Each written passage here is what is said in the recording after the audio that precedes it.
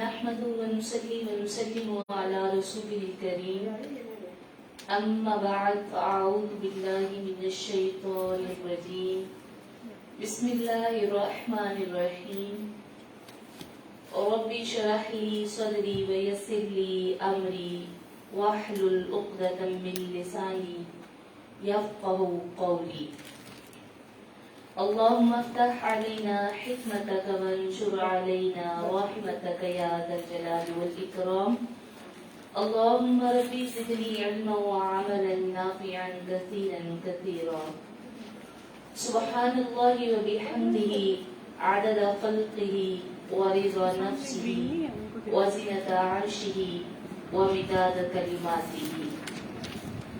اللہ تبارک و تعالیٰ کے بابرکت نام سے آغاز کرتے ہیں اور دعا کرتے ہیں کہ اللہ رب العزت ہمیں اس قرآن کریم کی سمجھ بوجھ عطا فرمائے. آج انشاءاللہ ہم سورۃ الکہف کا آغاز کر رہے ہیں. اس کا مقام نزول یہ سورت مکہ مکرمہ میں نازل ہوئی ہے اور اس میں 12 رکوع اور 110 آیات ہیں. کہف نام رکھنے کی وجہ کیا ہے کہ کہف کا معنی ہے ایک پہاڑی غار، اور اس سورت کی آیت میں آیت نمبر 9 سے آیت نمبر 26 تک اصحاب کہف یعنی پہاڑی غار والے چند اولیاء کرام کا واقعہ بیان کیا گیا ہے. اس مناسبت سے اس سورت کا نام سورہ کہف رکھا گیا ہے. اس سورت کے بہت زیادہ فضائل ہیں. حضرت ابو درداء رضی اللہ تعالیٰ عنہ سے روایت ہے کہ نبی اکرم صلی اللہ علیہ وآلہ وسلم نے ارشاد فرمایا کہ جو سورہ کہف کی ابتدائی 10 آیات یاد کر لے، زبانی حفظ کر لے، تو وہ دجال کی فتنے سے ہمیشہ محفوظ رہے گا. سبحان اللہ. اور حضرت سیدنا ابو سعید خدری رضی اللہ تعالیٰ عنہ سے روایت ہے کہ نبی اکرم صلی اللہ علیہ وآلہ وسلم آپ نے ارشاد فرمایا کہ جو شخص جمعہ کے دن سورہ کہف کی تلاوت کرے گا تو آئندہ جمعے تک اس کے لیے خاص نور کی روشنی اللہ پاک عطا فرما دے گا. تو یہ سورت انتہائی بابرکت اور فضیلت والی نور والی سورت ہے. اس کا آغاز کرتے ہیں. اللہ رب العزت ہمیں اس کی برکات نصیب فرمائے. سورت کہف میں چونکہ جو سب سے اہم واقعہ ہے جس کی وجہ سے اس کا نام ہم نے پڑھا ہے، یہ سورت میں آیت نمبر 9 سے آغاز ہو رہا ہے اس کا. بسم اللہ الرحمن الرحیم. کیا تمہیں معلوم ہے کہ پہاڑ کی کھو اور جنگل کے کنارے والے ہماری ایک عجیب نشانی تھے. جب ان نوجوانوں نے غار میں پناہ لی پھر بولے، اے ہمارے رب، ہمیں اپنے پاس سے رحمت دے اور ہمارے کام میں کامیابی کا سامان پیدا کر دے. یہاں سے اصحاب کہف کا واقعہ شروع ہوتا ہے اور اسے اللہ پاک نے اپنی عجیب و غریب نشانیوں میں سے ایک نشانی قرار دیا ہے. یعنی یہ جو واقعہ یہ ایک عجیب و غریب نشانی ہے. حضرت عبداللہ بن عباس نے فرمایا کہ یہ رقیم اس وادی کا نام ہے جس میں اصحاب کہف ہیں. رقیم اس وادی کا نام ہے.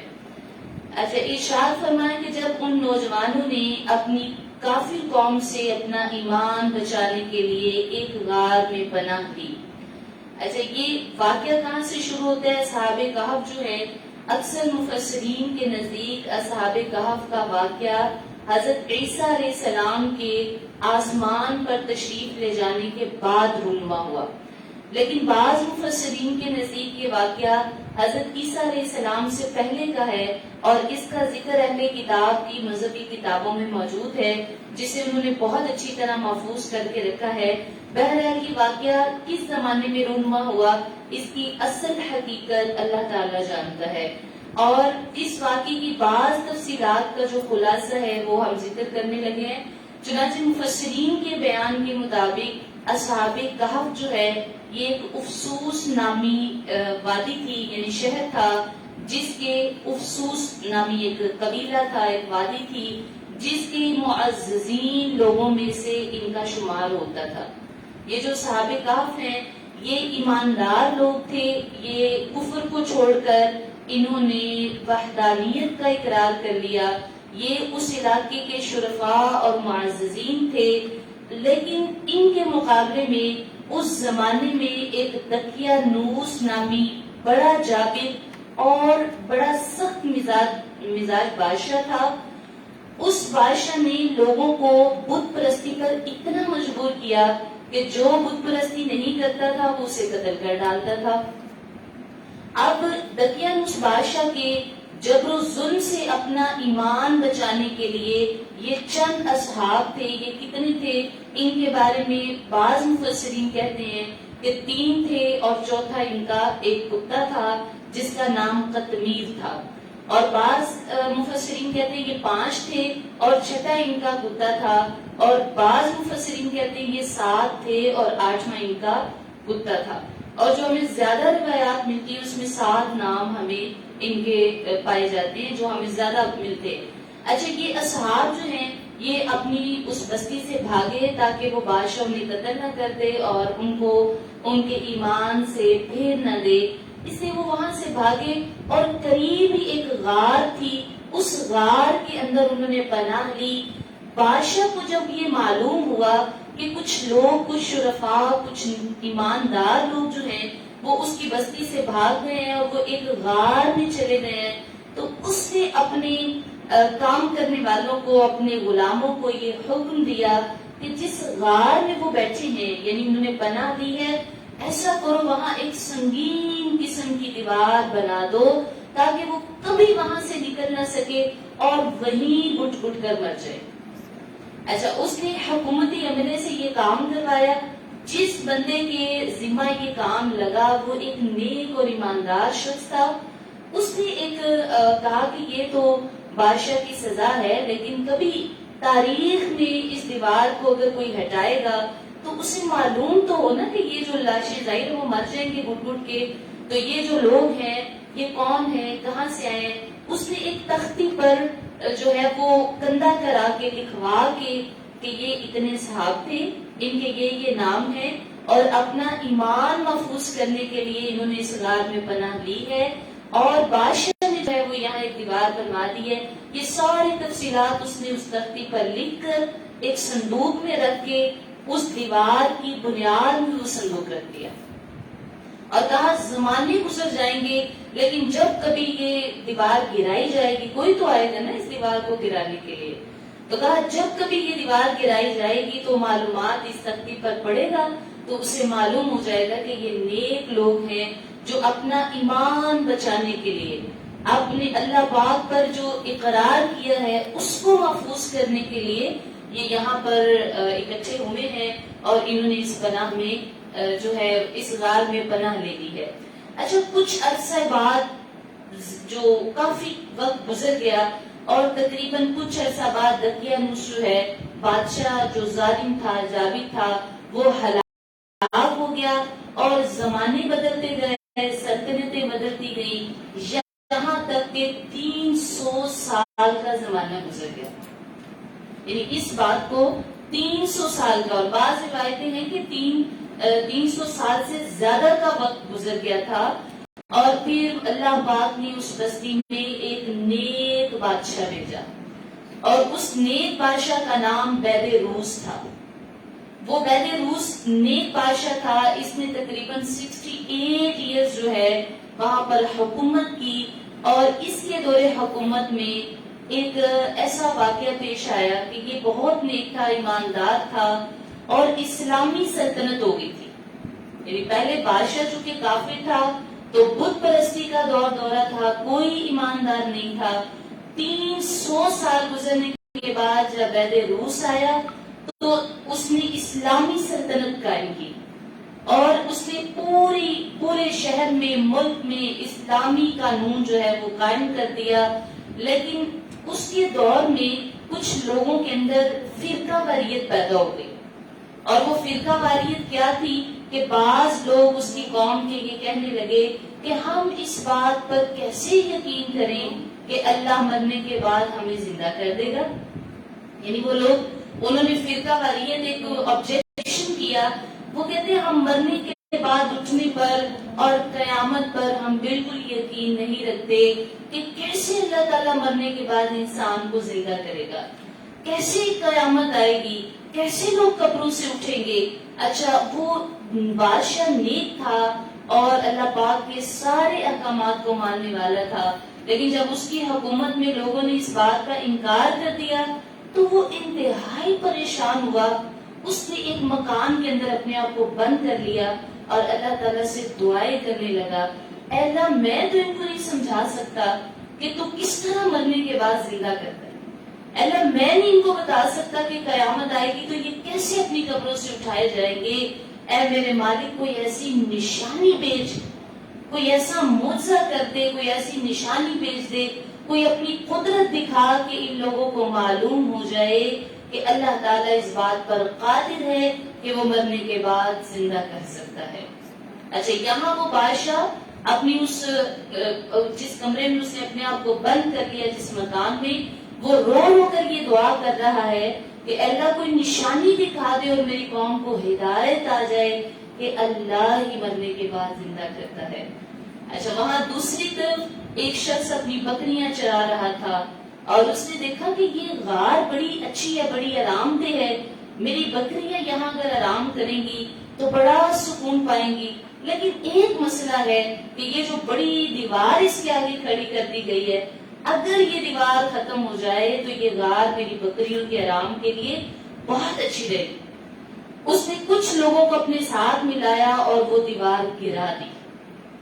جب وہ دیوار گری تو وہاں پر ایسی کیفیات دیکھی، ایسی ہیبت طاری ہوئی کہ وہ دیوار گرانے والے سب کے سب بھاگ گئے اور اصحاب کہف اللہ کے حکم سے حشاش بشاش دوبارہ اٹھ گئے، زندہ ہو گئے اور اٹھ گئے، وہاں اٹھے اور ایک دوسرے کو دیکھنے لگے اور ایک دوسرے کو سلام کیا اور نماز کے لیے کھڑے ہو گئے۔ انہیں یہ معلوم ہی نہیں تھا کہ ہم جو اس غار میں پناہ گزین ہوئے اس کو 300 سال کا عرصہ گزر چکا ہے، انہیں اس بات کا اندازہ ہی نہیں تھا۔ وہ اٹھے اور انہوں نے عمومی طور پر یہ بعض روایات میں آتا ہے کہ وہ صبح کے وقت وہاں پناہ لی تھی اور شاید یہ رات کا وقت ہوگا یا دن کا پچھلا پہر، انہوں نے سوچا یہ وہی دن ہے جس میں ہم نے پناہ لی ہے، سلام کر رہے ہیں ایک دوسرے کو، نماز پڑھنے کے لیے کھڑے ہو گئے اور اپنے میں سے ایک شخص تھا جس کا نام یملیخا تھا، یملیخا سے کہنے لگے اے یملیخا ہم نماز پڑھیں، تم بھی پڑھ کر یہ کچھ پیسے جو اس وقت کی کرنسی تھی یہ لے جاؤ اور اس میں سے کچھ کھانا خرید لاؤ تاکہ ہم کچھ کھانا کھا لیں۔ اچھا، یملیخا جو ہے یہ بازار گئے تو ساتھ میں انہوں نے یہ بھی کہا کہ دیکھ کر آنا وہ جو دقیانوس بادشاہ ہے وہ ہمارے بارے میں کیا سوچ رہا ہے، کہ وہ ہمیں قتل کر دے گا، وہ ہمیں مار دے گا یا ہمیں بخش دے گا، وہ کیا سوچ رہا ہے، ذرا شہر میں جاؤ اور یہ خبر بھی لے کر آنا۔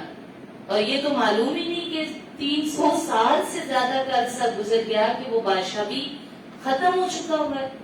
وہ یملیخا جب بازار کی طرف آئے اور انہوں نے وہاں پر پہلے تو شہر کی بالکل مین انٹرنس پر دیکھا کہ وہاں شہر کے اوپر دروازے جو ہیں ان پر اسلامی جو علامتیں ہیں، شاعر ہیں، وہ ظاہر ہو رہے ہیں اور ہر بندہ جو ہے وہ اپنے ایمان کا اظہار کر رہا ہے۔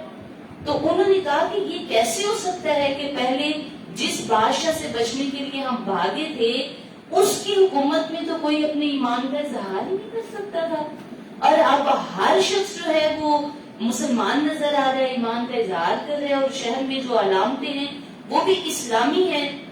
لہٰذا کچھ دیر بعد آپ جب تندور والے کی دکان پر کھڑے ہو گئے اور کھانا خریدنے کے لیے آپ نے اپنی وہ جو دقیانوسی سکہ تھا یعنی کرنسی تھی اس زمانے کی وہ نکال کر جب آپ نے دی اور کہا مجھے یہ کھانا دے دو، تو وہ تندور والا جو ہے وہ کہنے لگا یہ کون سے پیسے ہیں جی، یہ کون سی کرنسی ہے، یہ تو پتہ نہیں، تم مجھے لگتا ہے کوئی پرانا خزانہ تمہارے ہاتھ میں آ گیا ہے۔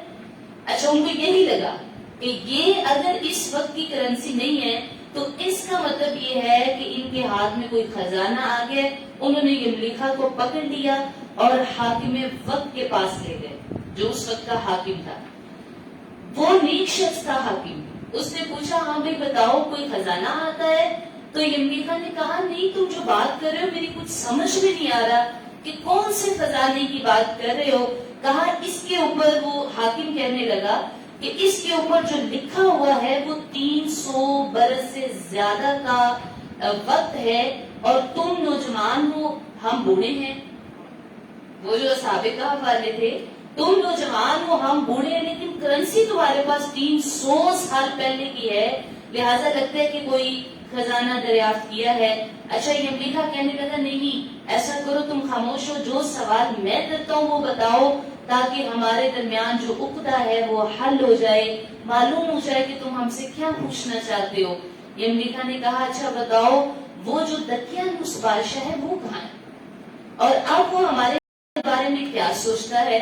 کہا کون سا دقیانوس بادشاہ ہم نے تو شاید سینکڑوں برس پہلے کسی ایسے بادشاہ کا نام سنا تھا جو بڑا بے ایمان تھا سخت تھا ظالم تھا جابر تھا وہ تو ہلاک ہو گیا کئی بستیاں ہلاک ہو گئی کئی لوگ آئے چلے گئے. یہ تو 300 سال سے زیادہ کا زمانہ ہے جس میں تم اٹھ کر ہم سے یہ بات کر رہے ہو کہ وہ بادشاہ کہاں ہے. اچھا جب یہ بات پتہ چلی تو یملیکا نے بتایا کہ ہم تو وہ لوگ ہیں جو اپنا ایمان بچانے کے لیے اس غار میں جا کر ہم نے پناہ لی. لہٰذا وہ حاکم جو ہے اس نے کہا اچھا تمہارے دوسرے ساتھی کہاں ہیں ذرا جا کر ان سے بھی پوچھے تحقیق کریں آثار پتہ چلیں. لہٰذا وہ حاکم کے ساتھ پوری ایک فوج سپاہی تھے اور وہ اس غار کی طرف چل پڑے. تو جب وہاں کے باقی ساتھیوں نے دیکھا انہوں نے کہا لگتا ہے جو دقیانوس بادشاہ ہے اس نے ہمارے یملیکا کو پکڑ لیا ہے اور اب یہ ہمیں قتل کرنے آ رہے ہیں.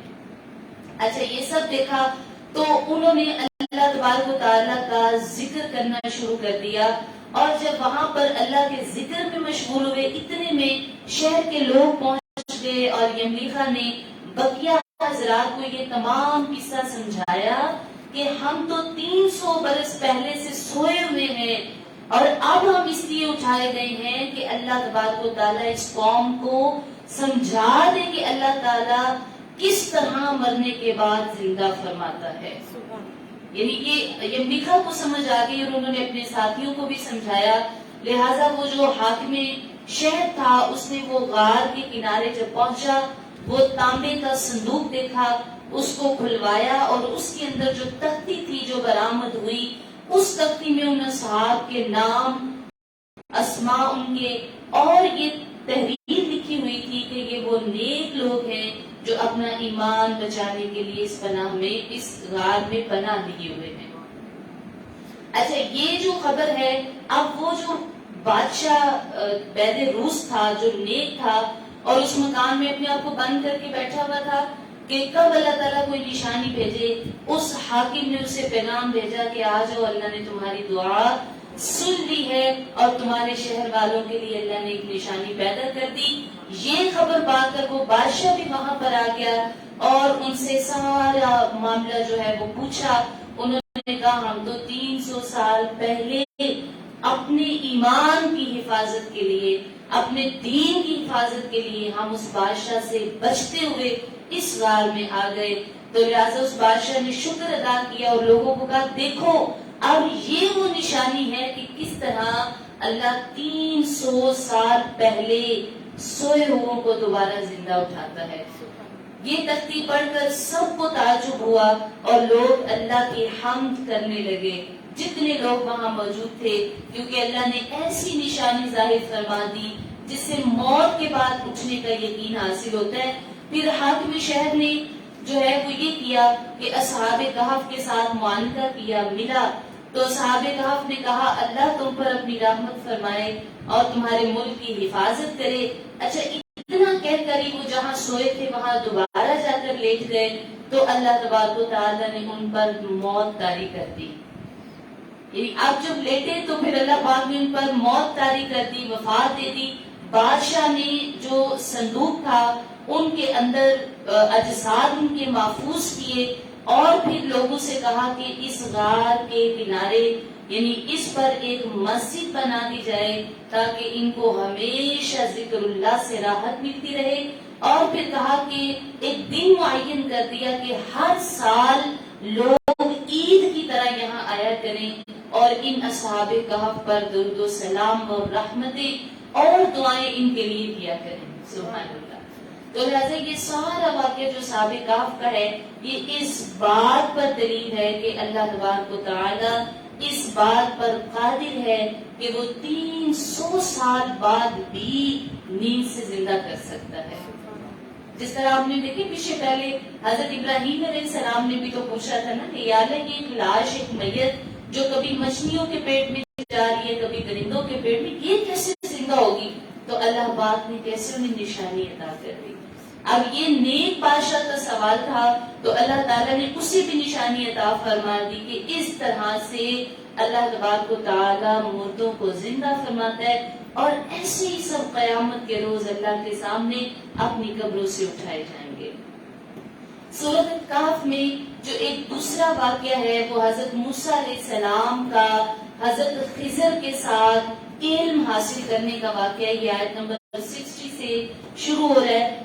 فرمایا یاد کرو جب موسیٰ علیہ السلام نے اپنے خادم سے کہا میں باز نہ رہوں گا جب تک وہاں نہ پہنچوں جہاں 2 سمندر ملے ہیں یہاں کرنوں چلا جاؤں یعنی ان اطراف میں پہنچ نہ جاؤں. اچھا اس رکوع سے حضرت خضر علیہ السلام کا اور حضرت موسیٰ علیہ السلام کا واقعہ شروع ہو رہا ہے. یہ دونوں جلیل القدر انبیاء ہیں نبی ہیں. حضرت موسیٰ بن عمران جن کو اللہ نے تورات اور کثیر معجزات عطا فرمائے تھے. حضرت موسیٰ علیہ السلام کا ایک خادم تھا جس کا نام یوشع بن نون ہے.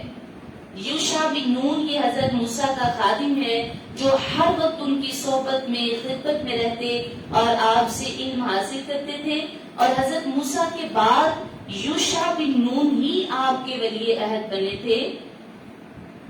تو اس واقعے کا پس منظر یہ ہے کہ یہ ایک بار حضرت موسیٰ علیہ السلام نے بنی اسرائیل کی جماعت میں بہت شاندار خطاب کیا.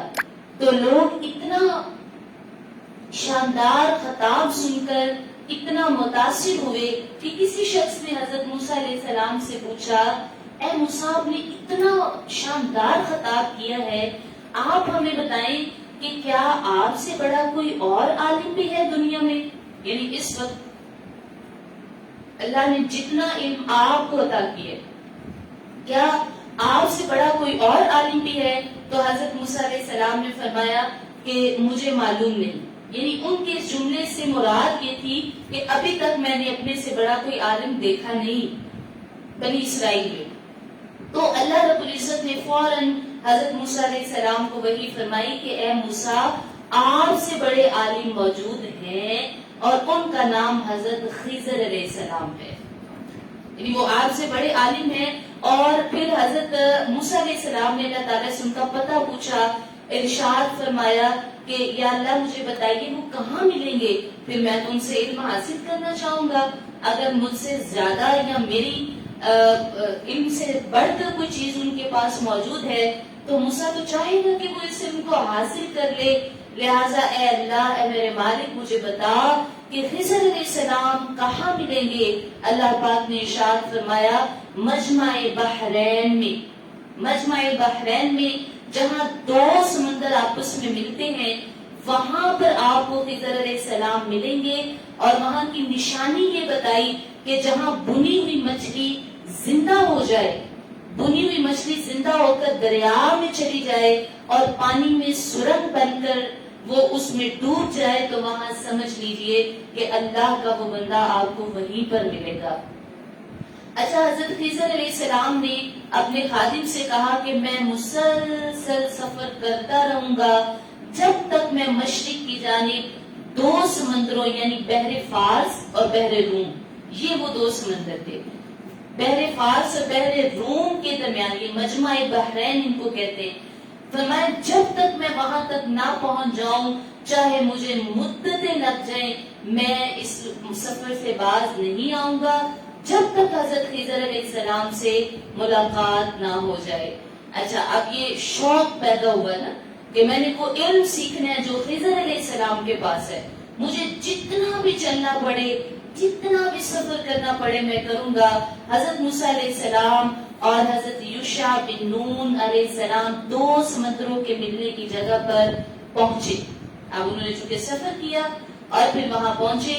وہاں ایک پتھر کی چٹان تھی اور چشمہ حیات تھا. اس جگہ حضرت موسیٰ علیہ السلام نے آرام فرمایا، سو گئے. اور جو یوشع بن نون ہے یہ وضو کرنے لگ گئے. اتنا سفر کرنے کے بعد چونکہ حضرت موسیٰ آرام کر رہے تھے تو حضرت یوشع بن نون جو خادم تھے وہ وضو فرما رہے تھے. تو اسی دوران جو بنی ہوئی مچھلی ہے وہ زمبین میں زندہ ہو گئی اور تڑپ کر وہ دریا میں گری اور اس پر ایک پانی کا بہاؤ رک گیا، ایک محراب سی بن گئی. تو حضرت یوشع بن نون یہ دیکھ کر بڑے حیران ہوئے اور دل میں یہ سوچا کہ ابھی حضرت موسیٰ علیہ السلام اٹھیں گے تو میں بتا دوں گا کہ اب وہ مچھلی زندہ ہو گئی ہے، لہٰذا یہی وہ مقام ہے جہاں حضرت خضر علیہ السلام ہم سے ملاقات کریں گے. لیکن ہوا یہ کہ یہ بات جو ہے وہ یوشع بن نون حضرت موسیٰ علیہ السلام کو بتانا بھول گئے، یاد نہ رہی. اچھا، سفر دوبارہ شروع کر دیا اور سفر کرتے کرتے اگلا روز آ گیا، اگلا دن ہو گیا.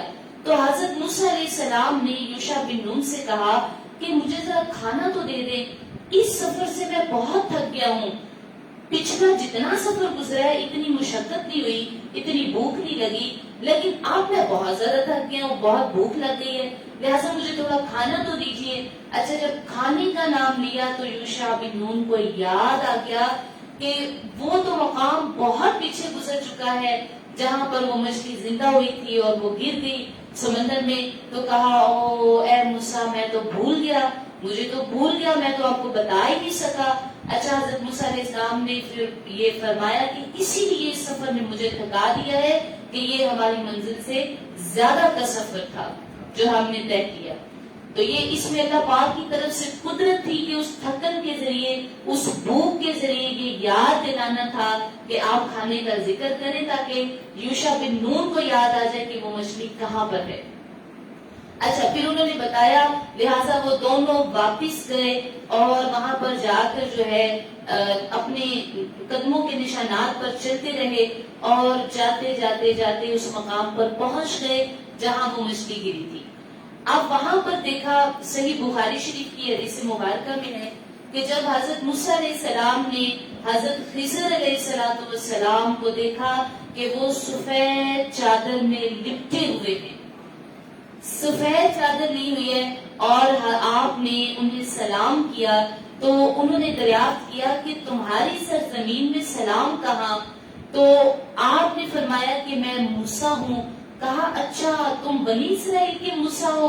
عرض کی، جی ہاں، میں بنی اسرائیل کا موسیٰ ہوں اور میں آپ سے علم سیکھنے آیا ہوں، وہ بات جو اللہ نے میری نبوت سے زیادہ، یعنی میں بھی نبی ہوں لیکن وہ بات شاید میرے پاس نہیں ہے جو اللہ تعالیٰ نے بھی آپ کو علم عطا کیا ہے، تو میں آپ سے وہ باتیں سیکھنے کے لیے یہاں آیا ہوں. اچھا، آپ نے فرمایا ٹھیک ہے، آپ وہ باتیں سیکھ لیں، لیکن میں آپ سے پہلے ہی یہ بات عرض کر دوں کہ آپ میرے ساتھ رہنے کی طاقت نہیں رکھتے. حضرت خضر علیہ السلام نے فرمایا کہ آپ میرے ساتھ رہنے کی طاقت نہیں رکھتے کیونکہ آپ کو اللہ تبارک و تعالیٰ نے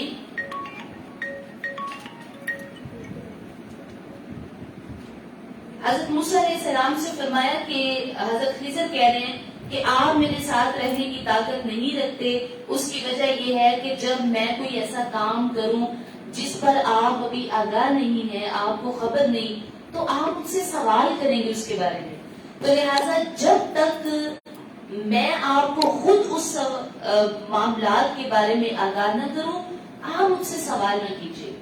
اچھا، یہ ایک شرط قائم کی نا حضرت خضر علیہ السلام نے، ایک شرط رکھی، کنڈیشن رکھی کہ آپ میرے ساتھ اس کنڈیشن پر جائیں گے کہ آپ مجھ سے کوئی اضافی سوال نہیں کریں. آپ معاملات دیکھیں گے، وہ آپ کو کام اچھے بھی نہیں لگیں گے کیونکہ آپ اللہ کے نبی ہیں اور آپ کو بظاہر وہ کام برے لگ رہے ہوں گے، لیکن آپ نے مجھ سے بات بات پر سوال نہیں کرنا، بات بات پہ پوچھنا نہیں. حضرت موسیٰ علیہ السلام نے فرمایا ٹھیک ہے، انشاءاللہ میں صبر کروں گا، میں کوئی سوال نہیں کروں گا. اچھا، سفر شروع ہو گیا.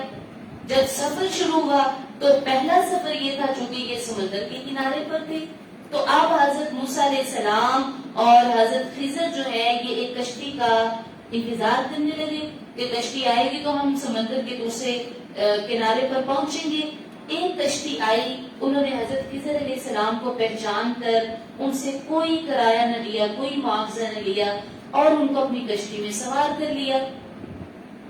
حضرت خضر علیہ السلام جب سمندر کے درمیان میں پہنچے تو آپ نے کیا کیا کہ کلہاڑی پکڑی اور اس کے ذریعے اس کشتی کا تختہ جو ہے, ایک تختہ یا دو تختے وہ اکھاڑ دیے. حضرت موسیٰ علیہ السلام نے دیکھا کہ حضرت خضر, یہ تو کشتی والوں نے ان کی عزت کی ہے, ان سے کرایہ بھی نہیں لیا اور ان کو ایک پورے پروٹوکول کے ساتھ بٹھایا ہے, تو حضرت خضر علیہ السلام نے یہ کتنا غلط کیا کہ ان کی کشتی کو توڑ دیا. آپ رہ نہ سکے اور کہا کہ آپ نے بہت برا کام کیا کہ آپ نے کشتی والوں کی کشتی کو توڑ دیا ہے. حضرت خضر علیہ السلام آپ نے فرمایا, کیا میں نے پہلے ہی نہیں کہا تھا کہ آپ سفر نہیں کر سکیں گے, آپ مجھ سے سوال کریں گے. اچھا, حضرت موسیٰ علیہ السلام کو اپنا وعدہ یاد آ گیا, کہا اچھا چلو ٹھیک ہے, اب ہو گیا, اب میں آپ سے دوبارہ سوال نہیں کروں گا. اچھا, پھر وہ دوسرے مقام سے باہر کشتی سے اترے اور ایک بستی کی طرف آئے.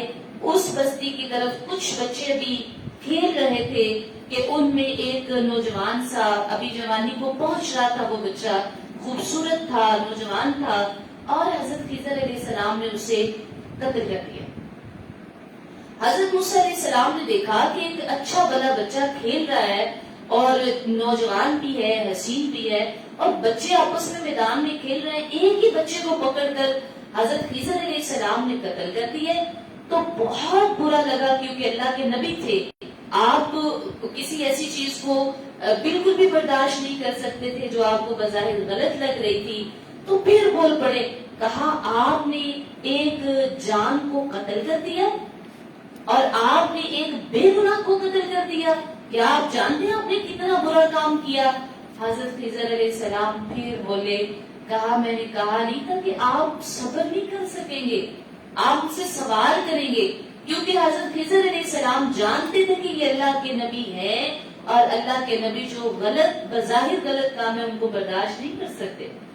تو کہا, اے موسیٰ میں نے کہا نہیں تھا آپ صبر نہیں کر سکیں گے. کہا کہ ہاں مجھے تو وعدہ یاد آ گیا, میں نے تو یہ وعدہ کیا تھا کہ اب میں سوال نہیں کروں گا.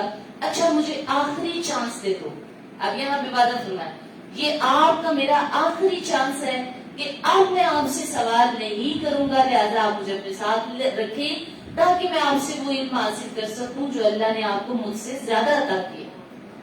اچھا, پھر آپ وہاں پر ابھی اس بستی کے اندر پہنچے ہیں تو بھوک کا احساس ہوا اور بستی والوں سے یہ کہا, جی آپ جو ہے ہمیں تھوڑا سا کھانا دے دیں, ہماری مہمان نوازی کر دیں. لوگوں نے اس بات سے انکار کر دیا اور کہا کہ ہمارے پاس تو کوئی کھانا نہیں, جو جا کے اپنا کام کرو, انکار کر دیا. لیکن وہاں سے جب گزر ہوا ایک دیوار کے قریب سے, وہ گرنے والی تھی دیوار, تو حضرت خضر علیہ السلام نے بغیر کسی معاوضہ کے اس دیوار کو درست کر دیا اور اپنی جگہ پر کھڑا کر دیا تاکہ وہ دیوار گر نہ جائے. تو حضرت موسیٰ علیہ السلام نے یہ بات بڑی محسوس کی. آپ نے کہا, اے خضر جب ہمیں بھوک لگی ہے اور ہم نے ان سے کھانا مانگا, انہوں نے ہماری مہمان نوازی سے انکار کر دیا, اور آپ نے یہ کیا کیا کہ بغیر پیسے لیے, بغیر معاوضہ لیے, بغیر روٹی لیے آپ نے ان کی گرتی ہوئی دیوار جو ہے وہ اچھی طرح تندرست کر دی ہے, اور آپ نے اس کو دوبارہ سے نیا کر دیا, کھڑا کر دیا. اب یہاں اس مقام پر حضرت خضر علیہ السلام نے فرمایا, ھذا فراق بینی و بینک, اب وقت آ گیا کہ آپ مجھ سے جدا ہو جائیں, کیونکہ اب آپ کا وہ وعدہ تیسری بار بھی پورا ہو گیا کہ آپ نے کہا تھا اب میں سوال نہیں کروں گا. اچھا, اس مقام پر پھر حضرت خضر علیہ السلام نے فرمایا, سنی اب جو اللہ نے مجھے علم عطا کیا ہے وہ علم الہام کا علم ہے, یعنی جو ایسی چیزوں کا علم ہے جو اللہ تبارک و تعالیٰ بظاہر کو اچھی ہوتی ہیں لیکن ان کی مراد, ان کا باطن اچھا نہیں. اللہ نے مجھے ان چیزوں پر آگاہ کر دیا. آپ دیکھیں, جو میں نے کشتی کا تختہ اکھاڑا تھا آپ کے سامنے, اس کی وجہ یہ تھی کہ وہ کشتی 10 مسکین بھائیوں کی تھی, جن میں 5 بھائی تو معذور تھے, اپاہج تھے, اور 5 بھائی اس کشتی کو چلانے والے تھے. اب وہ جو چلانے والے ہیں وہ کشتی لے کر جو کماتے ہیں وہ اپنے 5 دوسرے بھائیوں کو بھی کھلاتے ہیں. اچھا ان لوگوں کو یہ پتا نہیں تھا کہ جس سمندر میں وہ کشتی لے کر جا رہے ہیں اس کے ایک کنارے پر ایک بڑا ظالم بادشاہ ہے جو بہت اچھی کشتیوں کو دیکھتا ہے, یعنی صحیح سلامت کشتیوں, تو وہ ظلم اور زیادتی کے ساتھ وہ کشتی چھین لیتا ہے, واپس نہیں دیتا. اور میں نے اس کو اس لیے اس کا 1 یا 2 تختہ اکھاڑ دیا کہ وہ جو عیب دار کشتی دیکھتا ہے اسے وہ چھینتا نہیں بلکہ اس کو جانے دیتا ہے. تو میں نے کہا کہ ان 10 بھائیوں کا رزق بند نہ ہو جائے اور وہ اپاہج بھائیوں کی روزی بند نہ ہو جائے, اس لیے اس کو عیب دار کر دیا تھا تاکہ ان کی روزی کا سلسلہ چلتا رہے. سبحان اللہ. تو فرمایا اللہ پاک نے اس پر مجھے جو ہے وہ علم عطا کر دیا کہ آپ ایسا کر دیجئے تاکہ آپ سے ان کو یہ فائدہ پہنچ جائے. اور رہی بات یہ کہ یہ جو میں نے لڑکا جسے قتل کیا تھا, جو دوسرا معاملہ, اس کے ماں باپ تو مسلمان تھے لیکن ہمیں یہ علم دیا گیا, ہمیں یہ خوف دلایا گیا کہ یہ جو بچہ ہے یہ بڑا ہو کر یعنی یہ کفر پر پیدا ہوا ہے, یعنی یہ کافر ہے پیدائشی طور پر, اور جب یہ جوان ہوگا تو یہ اپنے مسلمان ماں باپ کو بھی کافر کر دے گا. تو ہم نے اس بات سے اس کے ماں باپ کی نیکی کو دیکھا اور ہمیں اللہ پاک نے یہ عطا کیا کہ اس کے والدین کو ایک بیٹا دیا جائے گا جو بہت نیک ہوگا اور اپنے والدین کو نیکی پر رکھے گا. اس لڑکے سے بہتر گناہوں نجاستوں سے پاک اور ستھرا بیٹا اللہ عطا کرے گا. اور یہ چونکہ زناکار بھی ہے اور کفر پر بھی ہے تو لہٰذا ہم نے والدین کی تکلیف کو ختم کرنے کے لیے اس کو قتل کر دیا. اور یہ اللہ پاک کے دیے ہوئے ان سے جو ہے وہ ہوا. اور رہی وہ دیوار جو ہم نے شہر میں بغیر کسی معاوضے کے ہم نے وہ ٹھیک کر دی تھی, وہ 2 یتیم بچوں کی گھر کی دیوار تھی. جو ان کا والد تھا وہ عالم تھا اور اس نے اپنے بچوں کے لیے وہ دیوار کے نیچے جو ہے وہ کتابوں کا ذخیرہ اور کچھ پیسوں کا ذخیرہ جمع کیا ہوا تھا کہ جب میرے بچے جوان ہوں گے وہ اس ذخیرہ سے فیضیاب ہوں گے. اگر یہ دیوار گر جاتی تو سارے شہر والے ان کا خزانہ لوٹ کر لے جاتے اور یہ بچے خالی ہاتھ رہ جاتے.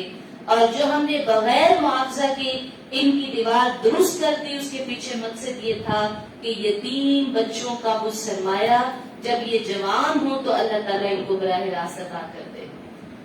تو یہ وہ چیزیں تھی جن کو اللہ تبارک و تعالیٰ نے یہ پورا واقعہ سورۃ الکہف میں انتہائی مفصل بیان کیا گیا ہے, جس میں یہ بتایا کہ اللہ تبارک و تعالیٰ اپنے اولیاء کو کیسی کیسی شانیں اور قدرت عطا فرماتا ہے.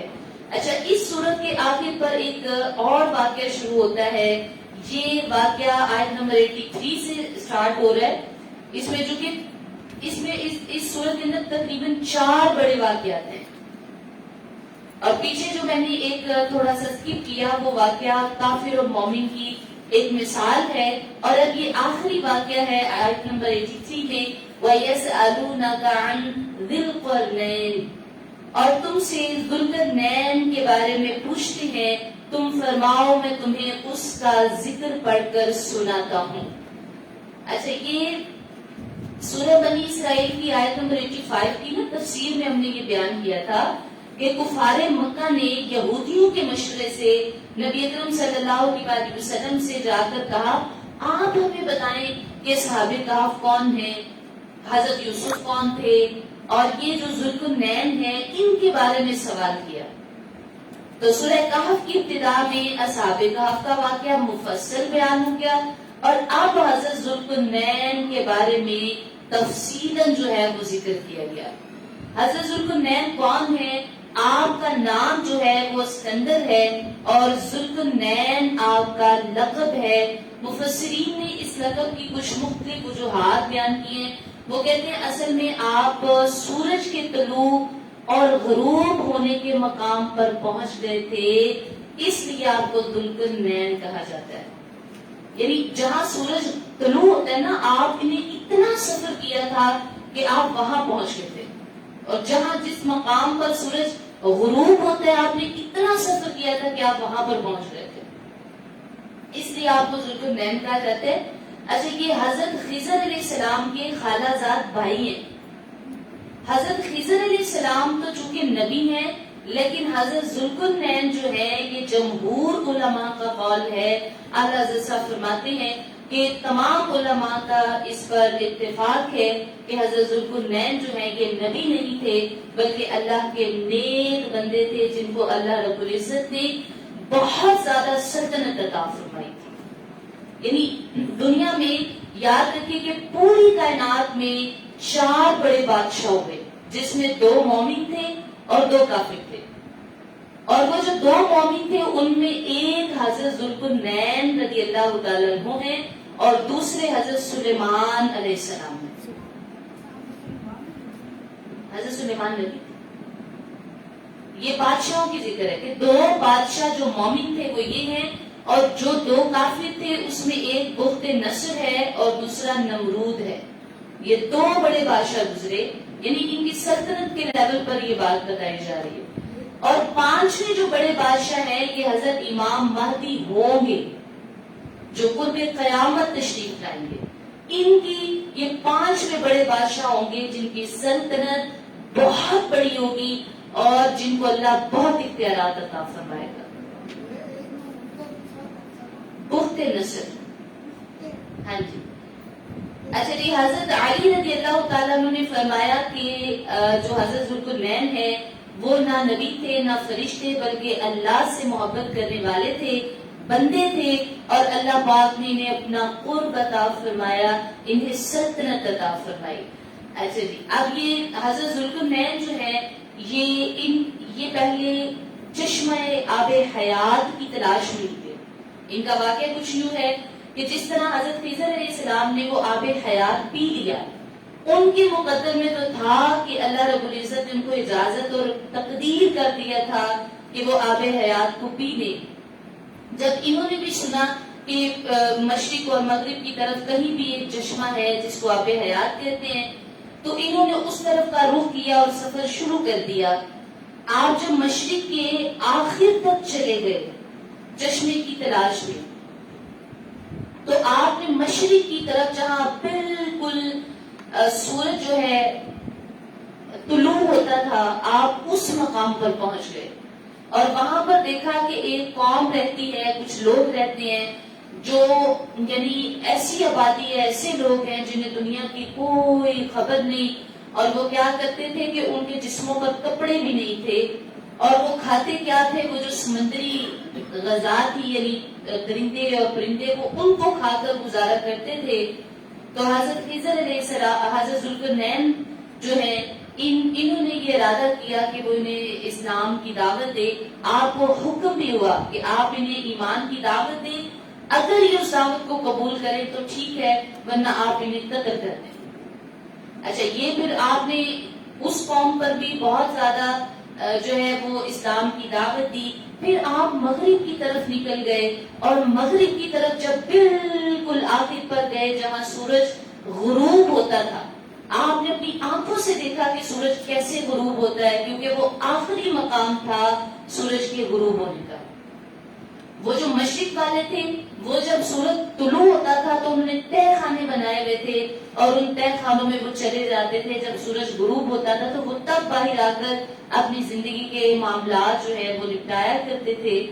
اور جو مغرب کی جانب ساری جو ہے وہ قوم تھی، آبادی تھی، وہ ساری کی ساری جو ہے وہ بالکل سورج کے قریب جہاں سورج غروب ہوتا ہے وہاں رہتی تھی.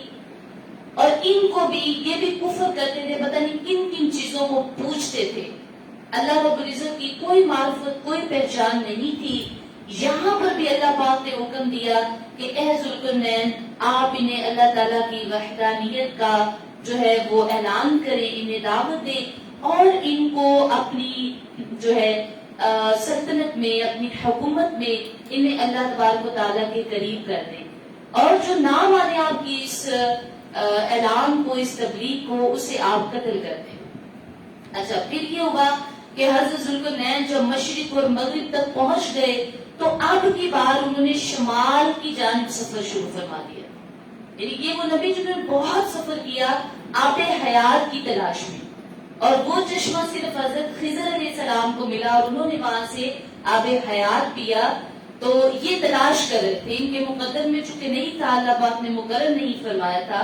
تو اب کی بار انہوں نے شمال کی طرف رخ کیا اور بہت سفر فرمایا. اچھا، یہاں دو پہاڑوں کے درمیان یہ پہنچے. یہ سب اللہ تعالیٰ کی طرف سے عطا کردہ علم اور قدرت کی وجہ سے ہوا تھا. جب ذوالقرنین شمال کی جگہ اس جگہ پر پہنچے جہاں انسانی آبادی ختم ہو گئی، یعنی اس سے آگے انسان نہیں تھے، آبادی ختم ہو گئی، تو وہاں پر دو بڑے بڑے پہاڑ دیکھے جن کے اس طرف یعنی پہاڑ تھے خوبصورت اور ان کی دوسری طرف جو ہے وہ یاجوج ماجوج کی قوم آباد تھی. یہ دو پہاڑوں کے درمیان میں سے راستہ نکالتے تھے اور اس طرف آ کر وہ یعنی شمال کی دوسری طرف جہاں آبادی تھی وہاں قتل و غارت کرتے تھے.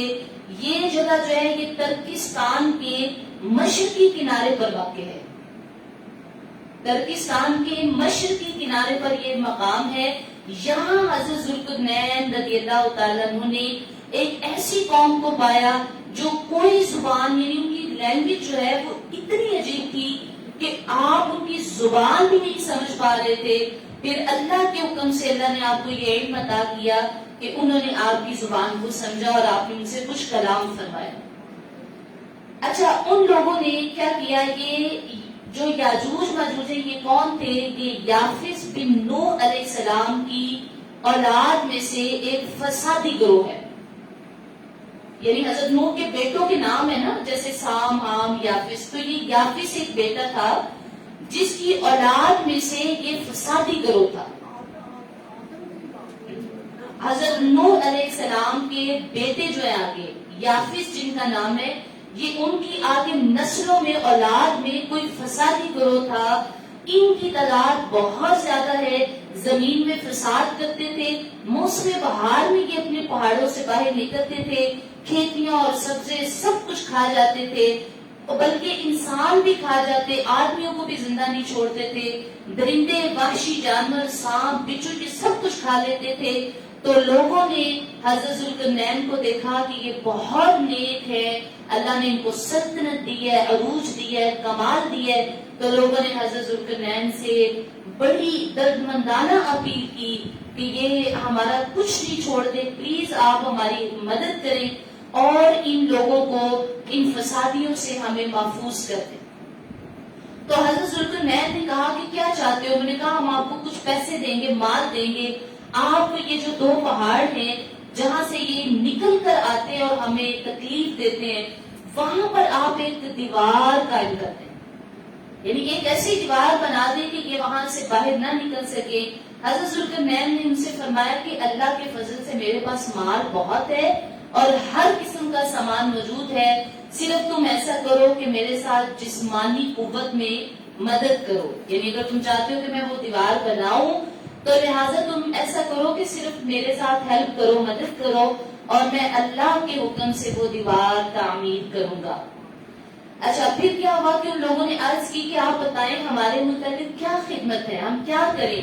تو آپ نے فرمایا تم ایسے کرو، میرے پاس پتھر کے سائز کے لوہے کے ٹکڑے لے کر آؤ، یعنی لوہے کے ٹکڑے لے کر آؤ. اور پھر جب وہ لے آئے تو اس کے بعد ان سے بنیاد کھدوائی. کیسے بنیاد جو ہے وہ انتہائی مضبوط ہونی چاہیے. جب وہ بنیاد بھی کھود لی تو اس میں پتھر بھی گلائے ہوئے تانبے سے ان کو جمایا گیا اور لوہے کے تختے کے اوپر نیچے سے ان کو جو ہے وہ لکڑی اور لوہے اور بہت مضبوط کر کے اس دیوار کی بنیاد بنائی. وہ اتنی اونچی دیوار اور اتنی چوڑی، اتنی موٹی، اتنی مضبوط کہ جب وہ مکمل ہو گئی یاجوج ماجوج نے اس دیوار کو پھلانگنا چاہا. جب انہوں نے چڑھنے کا ارادہ کیا تو وہ دیوار اتنی مضبوط اور اتنی لمبی تھی کہ وہ اس دیوار تک پہنچ ہی نہیں سکے تھے. اور جب انہوں نے نیچے سے اس دیوار کو کھانے کا ارادہ کیا کہ نیچے سے ختم کر دیں تو اس کی موٹائی اتنی زیادہ تھی کہ وہ اس دیوار کو جو ہے وہ کھا بھی نہ سکے اور اسے ختم بھی نہ کر سکے. یہ ایک اللہ پاک نے جو حضرت ذوالقرنین کو ایک خاص کرامت عطا فرمائی تھی یہ وہ تھی کہ وہ دیوار وہ کھاتے رہے لیکن وہ ختم نہ ہوئی. حضرت ذوالقرنین نے کہا کہ یہ دیوار جو ہے یہ میرے رب کی رحمت اور اس کی نعمت سے ہے، کیونکہ یہ یاجوج اور ماجوج کے نکلنے میں رکاوٹ ہے. پھر جب میرے رب کا وعدہ آئے گا اور قیامت کے قریب یاجوج ماجوج کے نکلنے کا وقت آئے گا تو اس وقت یہ دیوار جو ہے یہ پاش پاش کر دی جائے گی. اچھا، یہ چونکہ قرب قیامت کی نشانی ہے کہ جب یاجوج ماجوج اس دیوار سے باہر آئیں گے تو وہ انتہائی قرب قیامت کا زمانہ ہوگا. تو لہٰذا یہ سارا ذکر جو ہے یہ سورۃ الکہف میں یہ آخری واقعہ تھا جو ہم نے پڑھا. اللہ تبارک و تعالیٰ میں اس پر عمل کی توفیق عطا فرمائے اور ان تمام واقعات سے اللہ میں عبرت اور نصیحت حاصل کرنے کی توفیق عطا کرے. آگے ہم سورہ مریم شروع کر رہے ہیں. بسم اللہ الرحمن الرحیم.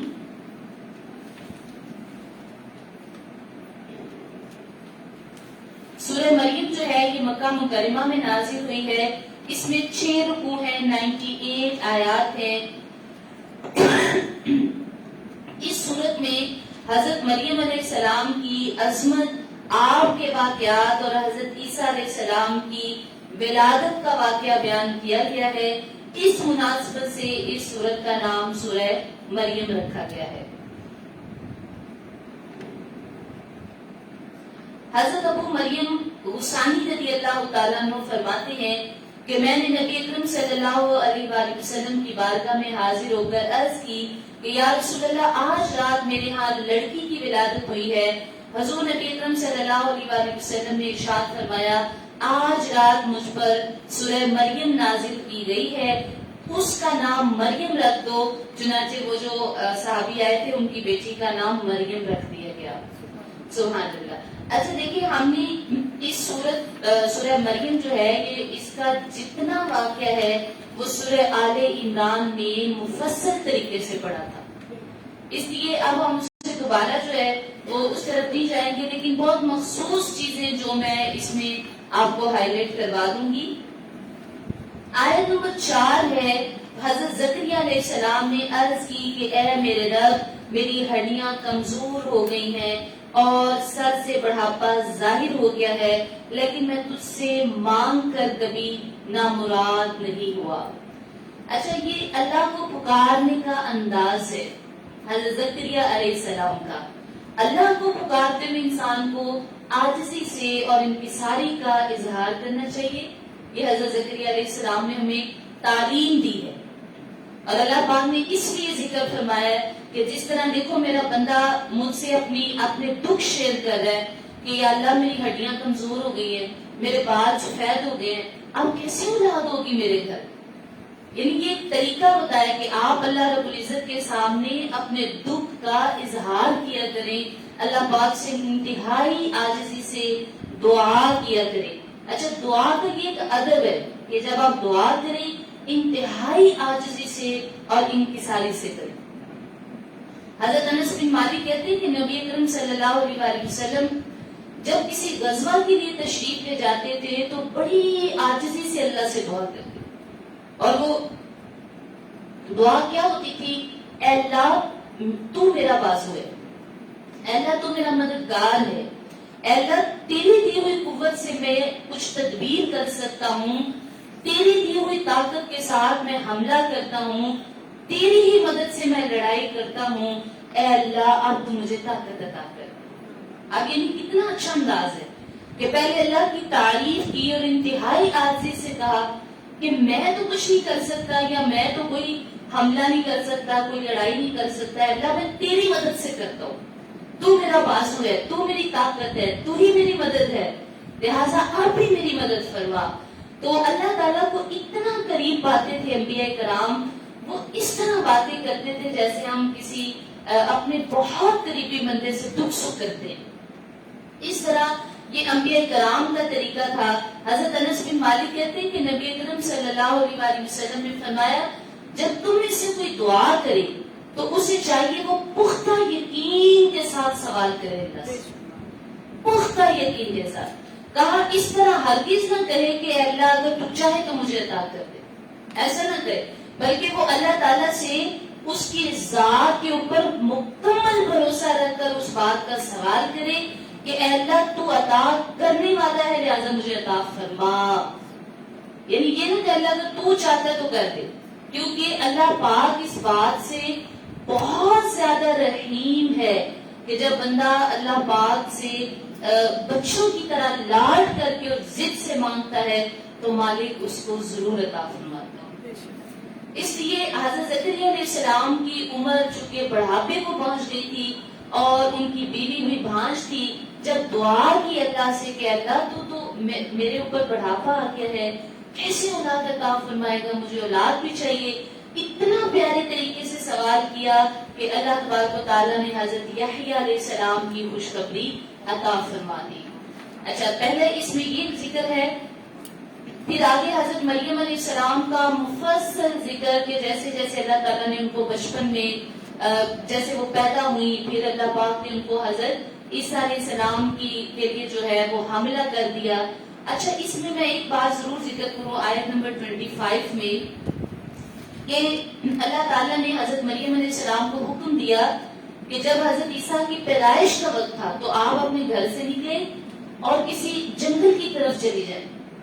تو حضرت مریم علیہ السلام جو ہے وہ جنگل کی طرف چلی گئی. وہاں پر جب آپ کی حضرت عیسیٰ کی ولادت کا وقت قریب تھا تو کھانے کے لیے کچھ بھی نہیں تھا اور کوئی چیز موجود نہیں تھی. تو آیت نمبر 25 میں اللہ پاک نے فرمایا کہ کھجور کی جڑ پکڑ، یعنی کھجور کا درخت تھا وہاں پر، تو اللہ پاک نے حکم دیا کھجور کی جڑ پکڑے اور اسے اپنی طرف ہلائے تو اللہ تعالیٰ آپ کو تازہ پکی ہوئی کھجوریں عطا فرمائے گا. تو لہٰذا آپ کی گود میں تازہ پکی ہوئی کھجوریں گری تو آپ نے وہ کھائی، جس سے اللہ تعالیٰ نے آپ کے اس درد میں آپ کو شفا اور راحت عطا فرمائی.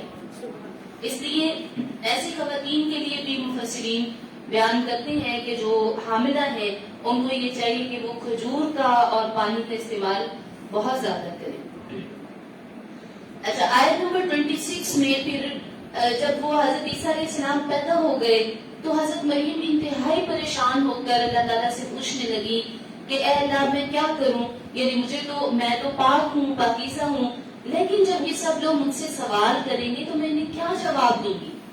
تو آیت نمبر 26 میں اللہ تعالیٰ فرماتا ہے تو کھا پی اور اپنی آنکھ کو ٹھنڈا رکھ، اگر کسی آدمی کو دیکھے تو کہہ دینا کہ میں نے رحمان کا روزہ رکھا ہوا ہے، تو آج میں کسی آدمی سے ہرگز بات نہیں کروں گی.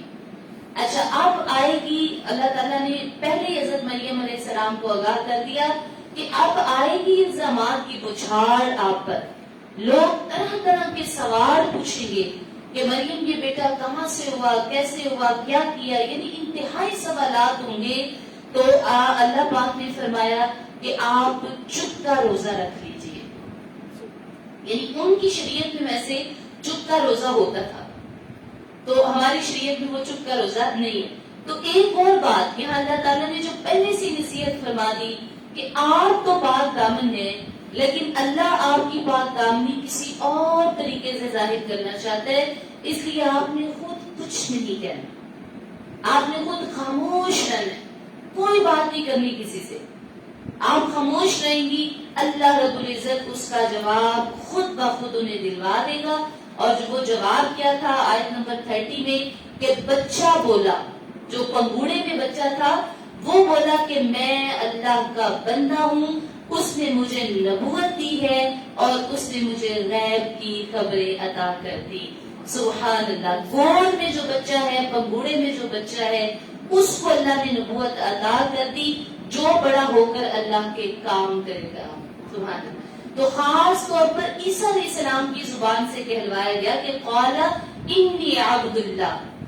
اس وجہ سے ان کی زبان سے کہلوایا گیا کہ جو کرسچن ہے یا جو اور عقیدے کے لوگ ہیں وہ حضرت عیسیٰ علیہ السلام کے بارے میں کیسے کیسے عقائد جو ہیں وہ کہتے ہیں. تو اگر آپ سے کوئی کرسچن ملے اور وہ پوچھے نا کہ آپ لوگ کے سامنے حضرت عیسیٰ علیہ السلام کی پوزیشن کیا ہے، یعنی آپ کیا سمجھتے ہیں، تو آپ نے کہا کہ سورہ مریم پڑھو اور ہمارا یہی جواب ہے. یہ بہترین جواب ہے جو حضرت عیسیٰ علیہ السلام کے بارے میں ہے کہ آپ سورہ مریم پڑھیں. اس میں اللہ تبارک و تعالیٰ نے فرمایا کہ عیسیٰ پنگوڑے میں اور وہ کہہ رہے ہیں کہ عبد اللہ، میں اللہ کا بندہ ہوں. ٹھیک ہے، تو لہٰذا یہ کچھ پوائنٹس جو ہم نے پہلے بہت ڈیٹیل میں پڑھ لی ان کے بارے میں، اس لیے ہم کچھ زیادہ آگے تک نہیں چلیں گے.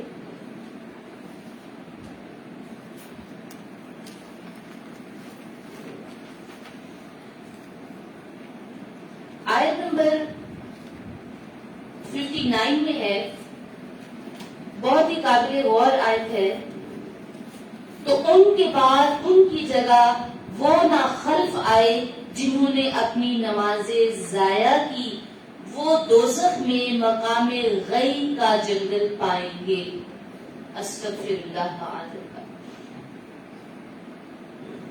یہاں اللہ رب العزت نے فرمایا جب تم چلے جاؤ گے نا تو تمہارے پیچھے، یہ نیک لوگوں کو، نیک بستیوں کو ذکر کیا گیا کہ تمہارے پیچھے نالائق لوگ آئیں گے. ناخلف کا مطلب نالائق لوگ آئیں گے.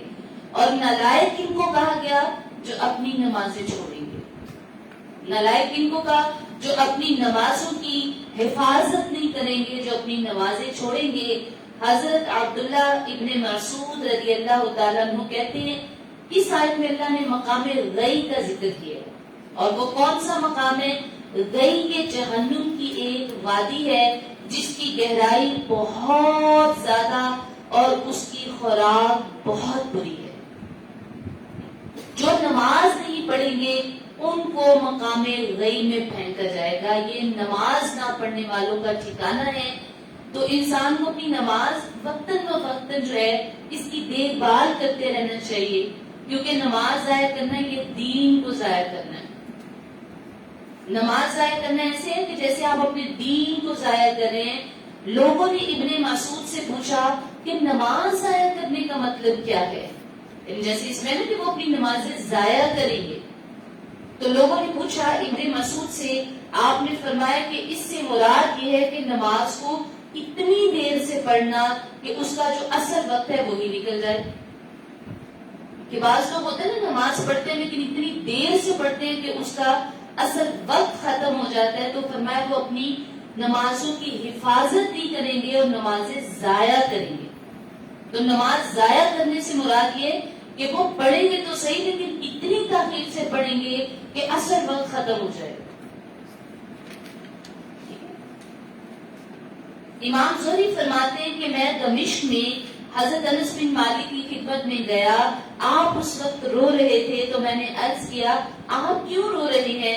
انہوں نے فرمایا اب میں اس نماز کے علاوہ نبی اکرم صلی اللہ علیہ وسلم کے دور کی کوئی چیز نہیں پاتا اور اب اس نماز کو بھی ضائع کر دیا گیا ہے. یہاں پہ فرمایا سرکار کے زمانے سے ایک نماز ہی تو ہے جو اس دور کی ابھی تک یہ چیز الحمدللہ ہمارے درمیان موجود ہے. لیکن آپ فرماتے میں رو اس لیے رہا ہوں کہ سرکار کے زمانے کی اس چیز کو بھی اب لوگ ضائع کر رہے ہیں اور اپنی نمازیں تاخیر سے پڑھتے ہیں اور بعض اوقات تو پڑھتے ہی نہیں. تو اللہ رب العزت ہمیں اس سے محفوظ فرمائے کہ فرمایا جو لوگ نمازیں ضائع کریں گے وہ مقام غی میں ہوں گے. نبی اکرم صلی اللہ علیہ وسلم کا ایک وہ خواب بھی جو حدیث مبارکہ میں ذکر ہوا جس میں ایک شخص کا سر جو ہے وہ پتھر سے کچلا جا رہا تھا. وہ قرآن کا حافظ لیکن قرآن سے غافل ہو جائے. ایسا شخص جو قرآن پاک کا حافظ ہے اور قرآن سے غافل ہو جائے اور فرض نماز پڑھے بغیر سو جائے، یعنی نمازوں کی کوئی پرواہ نہ کرے، تو سرکار فرماتے میں نے دیکھا کہ اس کا سر پتھروں سے کچلا جا رہا ہے. استغفر اللہ من ذالک. تو ہمیں ان چیزوں پر غور بھی کرنا چاہیے اور اللہ پاک سے دعا کریں کہ اللہ مالک ہمیں عمل کی توفیق عطا فرمائے. آیت نمبر 71 میں دیکھتے ہیں کہ تم میں سے کوئی ایسا نہیں جس کا گزر دوزخ پر نہ ہو، تمہارے رب کے ذمہ یہ ضرور ٹھہری ہوئی بات ہے. اچھا، کیونکہ جنت کا راستہ جو ہے نا یہ جہنم کے اوپر سے ہے اور اس پل سے گزرنا ہے جس کو پل صراط کہتے ہیں. اب اس کا ذکر ہے اس آیت میں. یعنی حضرت عبداللہ بن مسعود فرماتے ہیں کہ اس آیت کی تفسیر میں کہ نبی اکرم صلی اللہ علیہ وسلم نے ارشاد فرمایا تمام انسان जहन्नुम से गुजरेंगे, जहन्नुम के ऊपर से, फिर बाद में अपने अपने अमाल के मुताबिक वहां से निकलेंगे, यानी कोई तेजी से निकलेगा, कोई आहिस्ता आहिस्ता निकलेगा, कोई लड़खड़ाता हुआ निकलेगा, कोई नीचे गिर जाएगा और फिर कोई वहां से कभी नहीं निकाला जाएगा। अस्तगफिरुल्लाह मिन ज़ालिक, अस्तगफिरुल्लाह मिन ज़ालिक। अब्दुल्ला बिन रवाहा अपना सर अपनी बीवी की गोद में रखे हुए रोने लगे, तो उनकी बीवी ने पूछा कि आप क्यों रो रहे हैं? उसने कहा कि मैंने आपको देखा आप रो रहे हैं तो मैं भी रोने लगी, यानी आपने अपने शोहर को देखा तो साथ में वो भी रोने लगी। उन्होंने कहा मुझे अल्लाह ताला का ये कौल याद आ गया है कि व इन मिनकुम इल्ला वारिदहा, मुझे नहीं पता कि मैं वहां से निजात पाऊंगा कि नहीं, यानी हर शख्स जहन्नुम के ऊपर से गुजरेगा। तो आप इसलिए रोने लगे कि मुझे नहीं पता कि मैं अगर वहां से गुजरूंगा तो मैं वहां से निजात पाऊंगा कि नहीं पाऊंगा, यानी मैं किन लोगों में शामिल होऊंगा, जो तेजी से गुजरेंगे या जो लड़खड़ाते हुए गुजरेंगे, जो आहिस्ता आहिस्ता गुजरेंगे या जो हमेशा वहां रहेंगे, पता नहीं मैं किन लोगों में शामिल होगा। तो सहाबा किराम ऐसी चीजों को याद करके रोया करते थे कि पता नहीं हमारा हाल किन लोगों के साथ होगा। और आप देखें कि नबी अकरम सल्लल्लाहु अलैहि वसल्लम का ये फरमान है, क़यामत के दिन पुल सिरात लाया जाएगा। ये पुल सिरात की बात है सारी, पुल सिरात लाया जाएगा और जहन्नुम की पुष्ट पर लाकर रखा जाएगा। जो पुल सिरात है वो जहन्नुम की पुष्ट पर रखा जाएगा। तो हमने अर्ज किया या रसूलल्लाह कि पुल सिरात क्या है? आपने फरमाया फिसलने और गिरने की जगह है, इस पर कांटे और आंकड़े हैं जो चौड़े हैं और ऐसे टेढ़े कांटे हैं जो नजद में होते हैं, जिन्हें सादान कहा जाता है, यानी वो कांटेदार जगह होगी और उन कांटों पर से बहुत खुश नसीब वो लोग होंगे जो तेजी से गुजर जाएंगे। और फिर ऐसे लोग जो आहिस्ता आहिस्ता गुजरेंगे, फिर वो लोग जो लड़खड़ाते हुए गुजरेंगे, और फिर वो लोग जो शायद कभी न गुजर सके।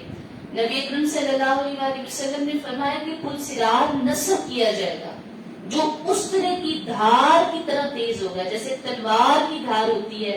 फरमाया इस तरह वो पुल सिरात होगा। तो फरिश्ते पूछेंगे अल्लाह ताला ये किसको अबूर कराएगा, यानी ये तो तलवार की तरह तेज है, तो अल्लाह इसको कौन बंदा जो इससे पार लग जाए? तो अल्लाह ताला फरमाएगा कि मैं अपनी मखलूक में से जिसको चाहूंगा ये पार करा दूंगा। और वो कहेंगे तू पाक है, हम तेरी इबादत ऐसी न कर सकते जैसा करने का हक था। यानी जब फरिश्ते भी पुल सिरात को देखेंगे तो वो इस बात का इजहार करेंगे कि अल्लाह हम तेरी इबादत उस तरह नहीं कर सके जैसे हमें करनी चाहिए थी, जैसे हक था। नबी अकरम सल्लल्लाहु अलैहि वसल्लम तक की हदीस आपने फरमाया, हजरत अबू सईद खुदरी कहते हैं कि मुझ तक ये हदीस पहुंची कि पुल सिरात जो है ये बाढ़ से ज्यादा बारीक और तलवार से ज्यादा तेज होगा और इसके दोनों तरफ लोहे की कुंडियां हैं और पुल सिरात से गुजरने की रफ्तार जो है वो इंसान के अमाल के मुताबिक होगी।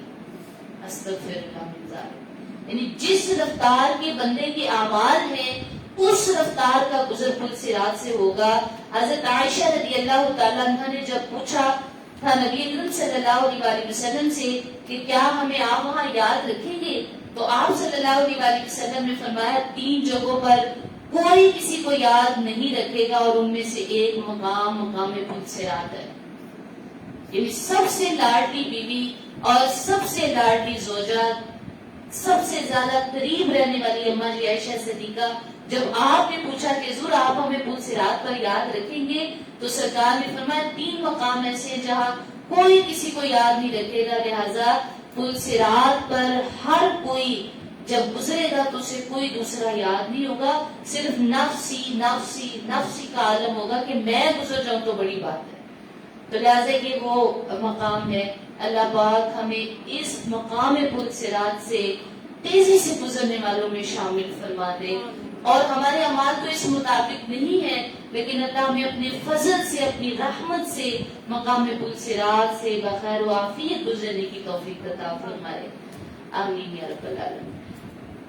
इसकी سورہ مریم کی آخری آیت جو میں ہائی لائٹ کر رہی ہوں آیت نمبر 96 ہے، بے شک جو ایمان لائے اور اچھے عمل کیے ان قریب رحمان ان کے لیے محبت پیدا کر دے گا۔ سبحان اللہ۔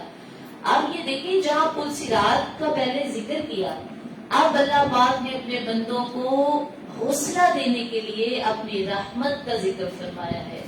کہا جو بے شک جو نیک ہے، جو ایمان لائے ہیں، اب بہت جلدی اللہ پاک خود بھی ان سے محبت کرے گا اور اللہ کے بندے بھی ان سے محبت فرمائیں گے۔ سبحان اللہ۔ لیکن ذرا اللہ کی شان اور اللہ پاک کی ذات اتنی رحیم ہے، پہلے پل صراط سے ہمیں خوفناک منظر سے ڈرایا ہے کہ تم نے تیاری کرنی ہے، اور ساتھ ہی ان بندوں کے لیے جو کہیں اللہ کی رحمت سے مایوس نہ ہو جائیں، فوراً ہی اللہ پاک نے ان کو یہ بتلایا کہ بے شک جو ایمان لائے ہیں، جنہوں نے اچھے عمل کیے ہیں، اللہ تعالیٰ خود بھی ان سے محبت فرمائے گا اور اپنے بندوں کو بھی حکم دے گا کہ ان سے محبت کرے۔ سبحان اللہ۔ اچھا دیکھیں یہاں نیک لوگ آپس میں محبت کرتے ہیں اور فرشتے بھی ان سے محبت کرتے ہیں جن سے اللہ تبارک و تعالی محبت فرماتا ہے۔ اور وہ مشہور حدیث جبریل جو آپ کو شاید پہلے بھی میں نے کئی دفعہ ذکر کی کہ جب اللہ کسی بندے سے محبت کرتا ہے تو جبرائیل علیہ السلام کو اللہ بلاتے ہیں اور کہتے ہیں کہ بے شک میں اپنے اس بندے سے بہت محبت کرتا ہوں، اے جبرائیل تو بھی اس سے محبت فرما۔ اچھا تو جبرائیل جو ہے وہ حاملین عرش میں اس کا چرچا کرتے ہیں، وہ فرشتے جنہوں نے اللہ کے عرش کو اٹھایا ہوا ہے، جبرائیل ان کے پاس یہ خبر لے کر آتے ہیں کہ اللہ اس بندے سے محبت کرتا ہے، لہٰذا تم سارے فرشتے بھی اس بندے سے محبت کرو۔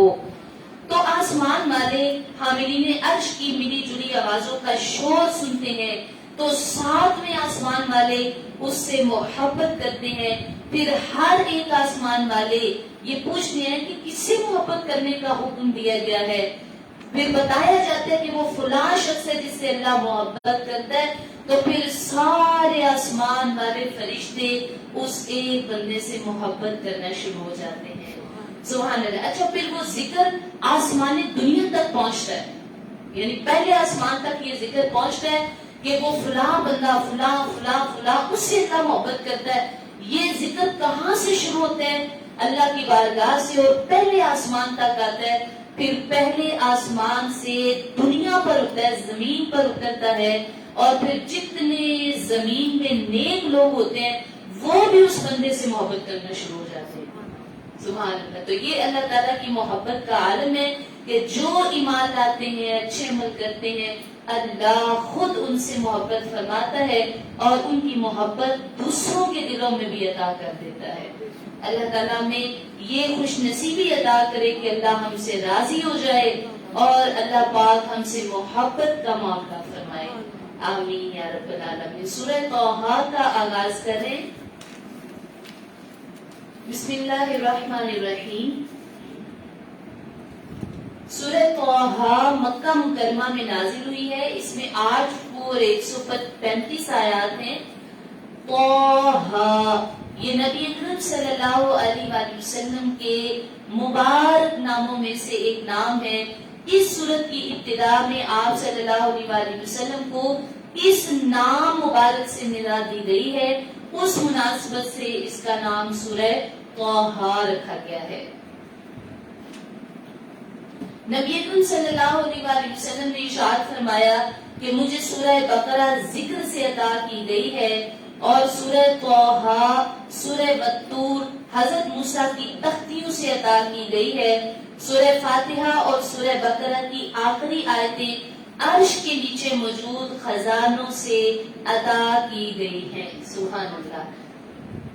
حضرت فاروق رضی اللہ تعالیٰ عنہ اسلام قبول کرنے سے پہلے اسی سورت کی ابتدائی آیات پڑھ کر یہ پکار اٹھے کہ یہ کس قدر حسین اور عظیم کلام ہے، اور یہ سورہ طٰہٰ کی ابتدائی آیات پڑھ کے حضرت عمر فاروق نے اسلام قبول کیا تھا۔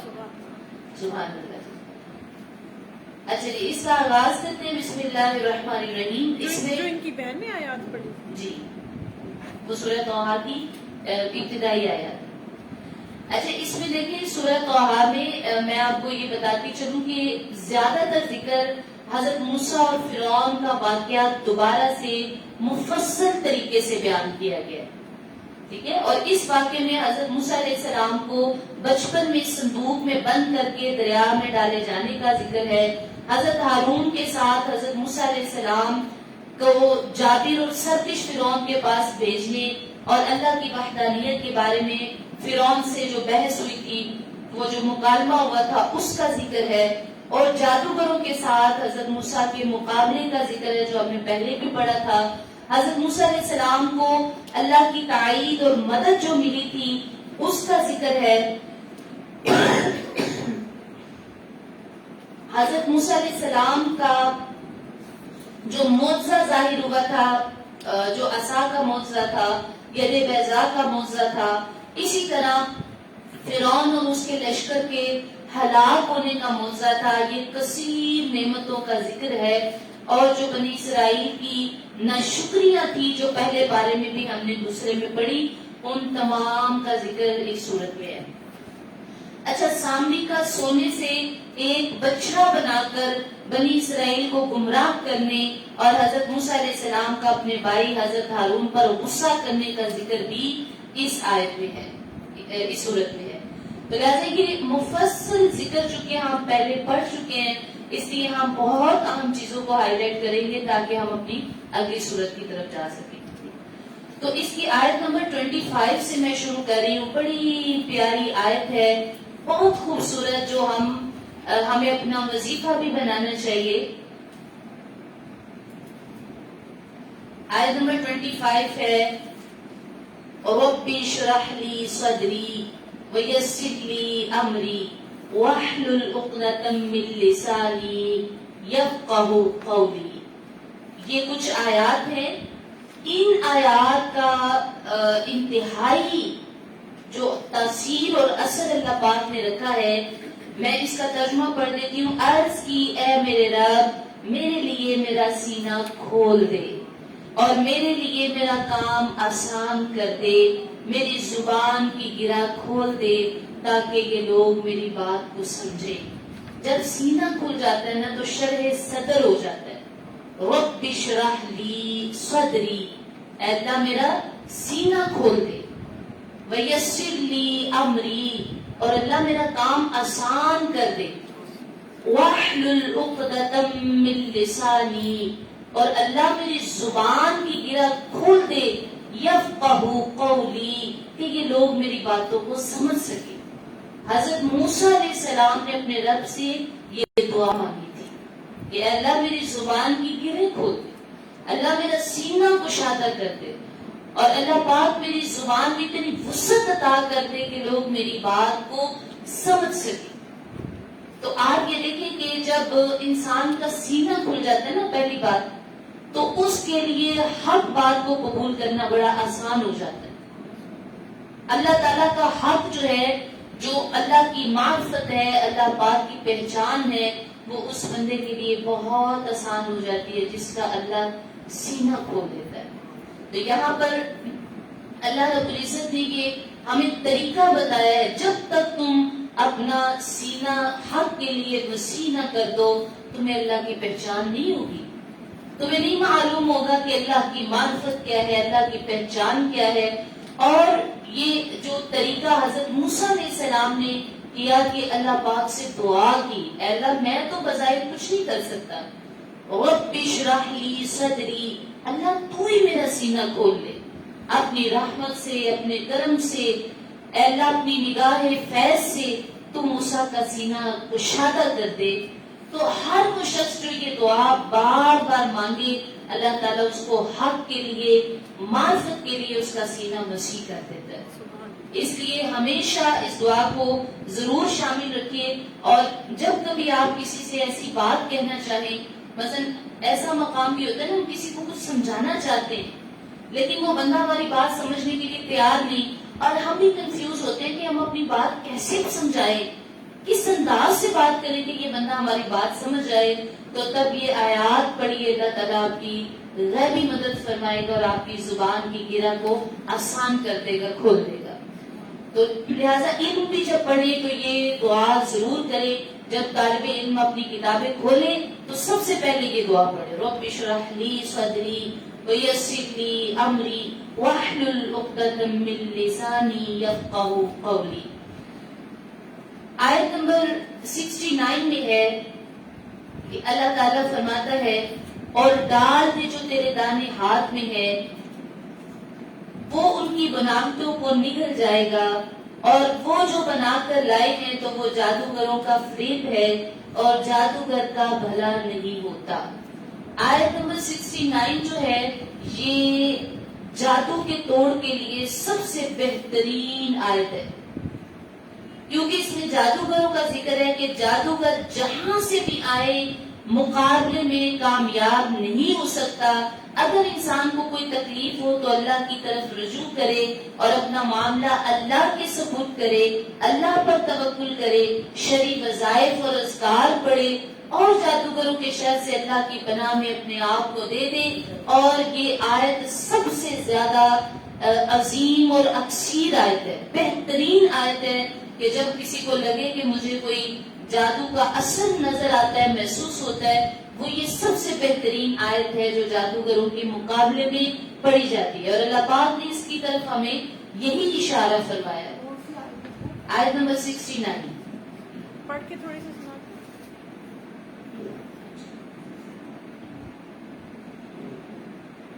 وَأَلْقِ مَا فِي يَمِينِكَ تَلْقَفْ مَا صَنَعُوا, یہاں سے یہ شروع ہو رہی ہے, اور ڈال دے تو جو تیرے داہنے ہاتھ میں ہے. وَأَلْقِ مَا فِي يَمِينِكَ تَلْقَفْ مَا صَنَعُوا إِنَّمَا صَنَعُوا كَيْدُ سَاحِرٍ وَلَا يُفْلِحُ السَّاحِرُ حَيْثُ أَتَى. جہاں سے بھی جادوگر آئیں گے ان کا آپ پر کوئی اثر نہیں ہوگا, اور جو اللہ نے آپ کو دیا ہے وہ ان کے سامنے ڈال دو. یہ ذکر تو حضرت موسیٰ کو کہا گیا نا کہ آپ اپنا عصا ڈال دیجئے جو اللہ نے آپ کو دیا ہے, لیکن اس کی تاثیر ہمیں اسی طرح عطا ہوگی انشاءاللہ تعالی. آیت نمبر 114 ہے 114. فرمایا کہ تو سب سے بلند ہے, اللہ سچا بادشاہ ہے. قرآن میں جدی نہ کرو جب تک اس کی وحی تمہیں پوری نہ آ جائے, اور عرض کرو وَقُلْ رَبِّ زِدْنِي عِلْمًا, اے میرے رب مجھے علم میں اضافہ عطا فرما. ابن مسعود رضی اللہ تعالیٰ عنہ جب بھی یہ دعا پڑھتے تھے تو کہتے تھے اللہم زدنا ایمانا. آیت نمبر 114 ہے 114.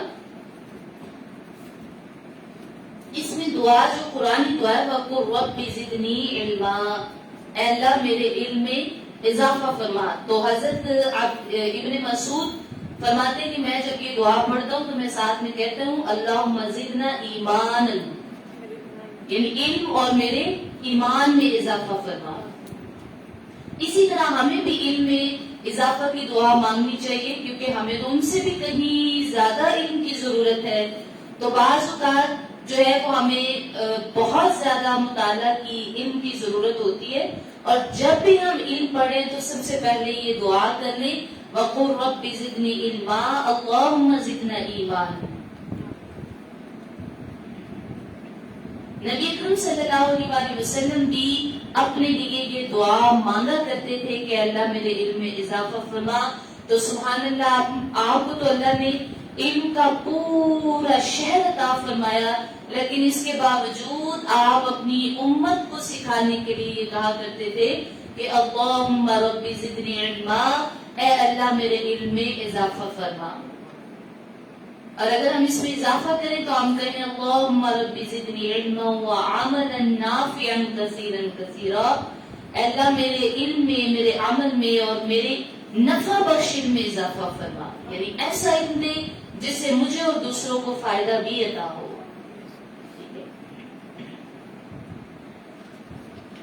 سورہ طٰہٰ میں ایک آخری آیات جو ہائی لائٹ کروں گی وہ آیت نمبر 124 ہے.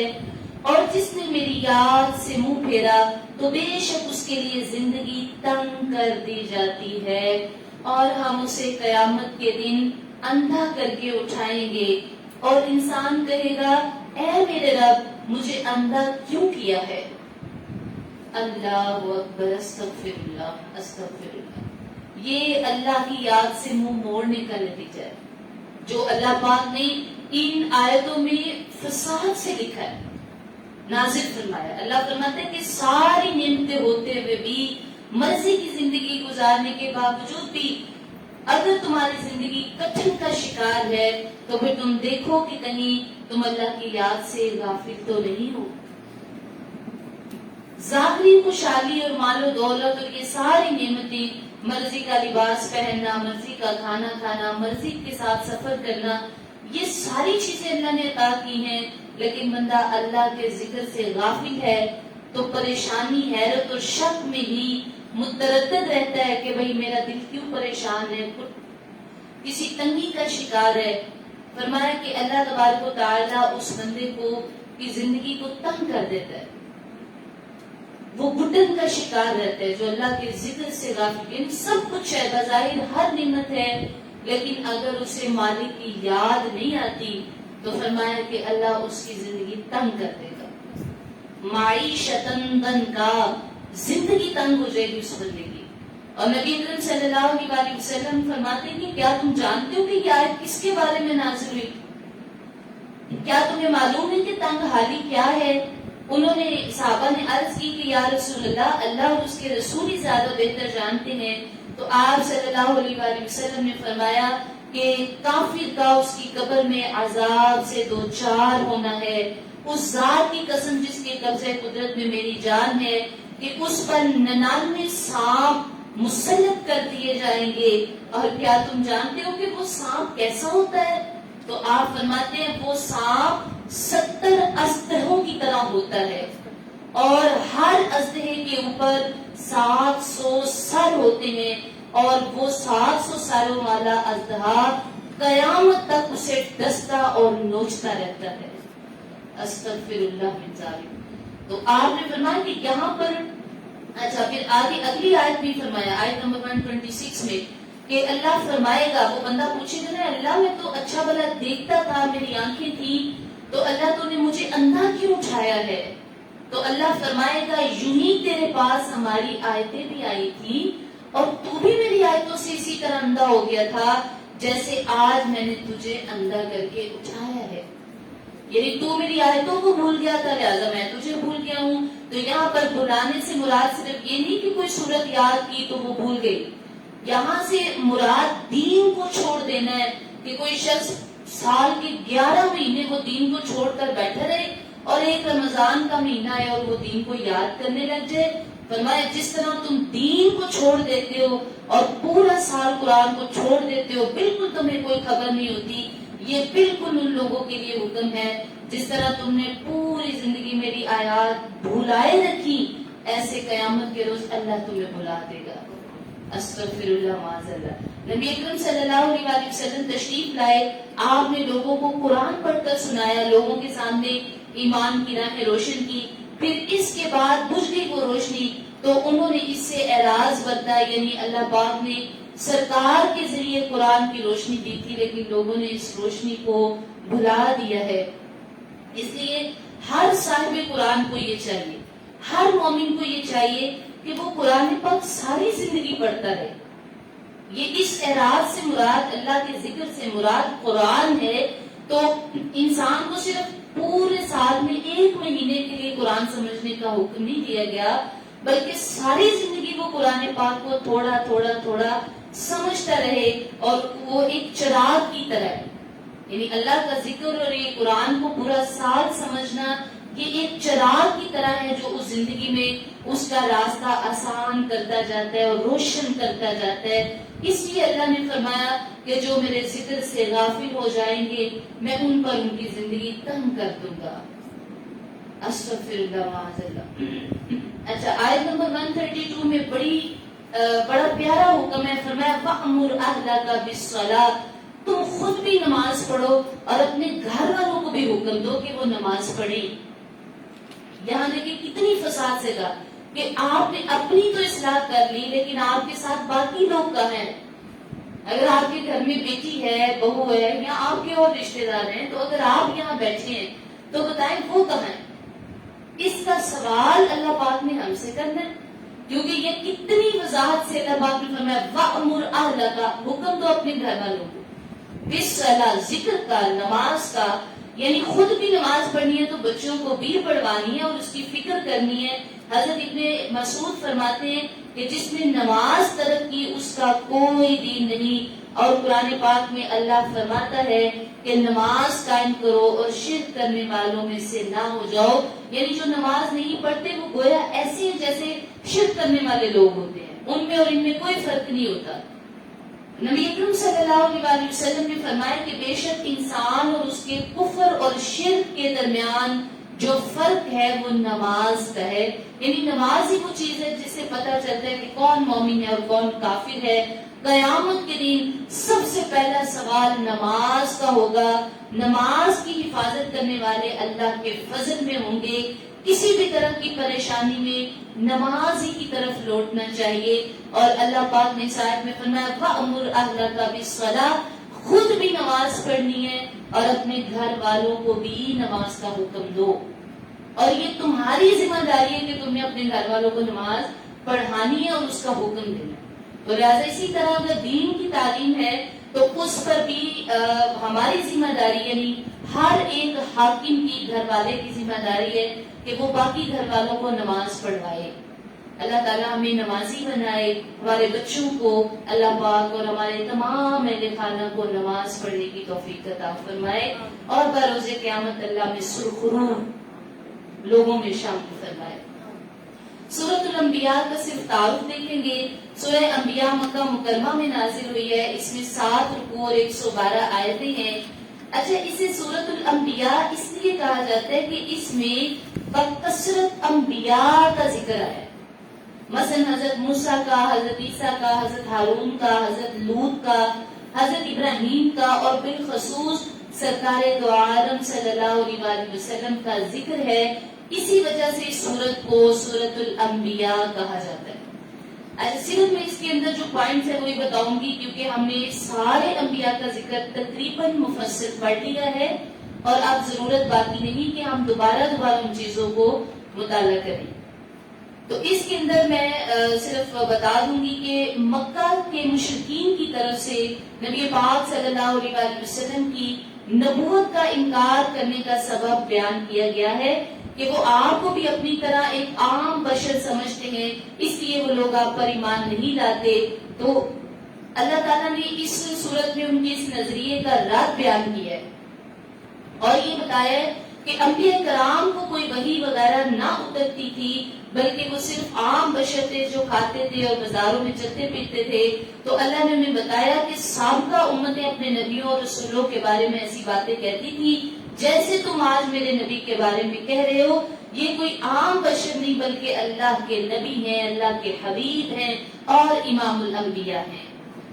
اچھا، کفار مکہ نے ایک مطالبہ کیا تھا کہ نبی اکرم صلی اللہ علیہ وسلم سابقہ انبیاء کی طرح اپنی صداقت پر دلالت کرنے والی کوئی نشانی لائیں، کوئی معجزہ لائیں۔ تو اللہ تعالیٰ نے ان کا رد کیا اور بیان فرمایا کہ ان انبیاء کرام کے معجزات عارضی تھے، اور نبی پاک صلی اللہ علیہ وسلم جو قرآن کی صورت میں معجزہ لے کر آئے ہیں یہ قیامت تک باقی رہے گا۔